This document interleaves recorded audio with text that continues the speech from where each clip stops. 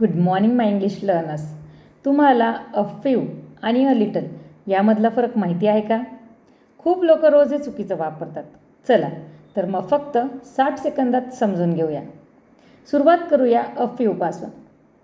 A few आपण अशा गोष्टींसाठी वापरतो ज्या आपण एक एक करून मोजू शकतो. यांना म्हणतात काउंटेबल नाउन्स. जसं की फ्रेंड्स, मिनिट्स, बुक्स, कार्स किंवा ॲपल्स.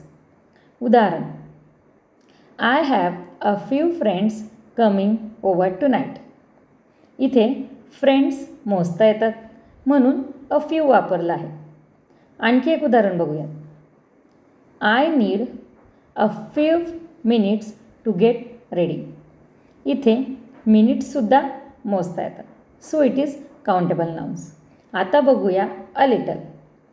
अ लिटल आपण अशा गोष्टींसाठी वापरतो ज्या मोजता येत नाहीत. उदाहरण बघूया. यांना म्हणतात अनकाउंटेबल नाउन्स, जे आपल्याला मोजता येत नाहीत.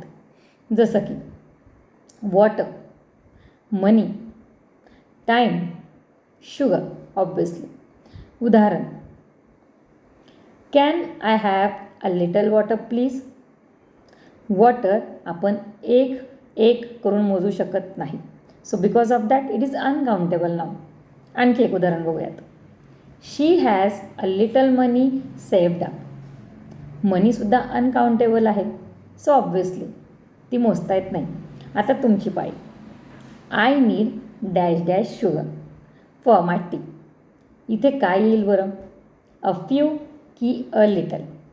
सो कमेंट बॉक्समध्ये उत्तर सांगा. आणि रील्स आवडली असेल तर लाईक करा, सेव्ह करा आणि शेअर करायला विसरू नका.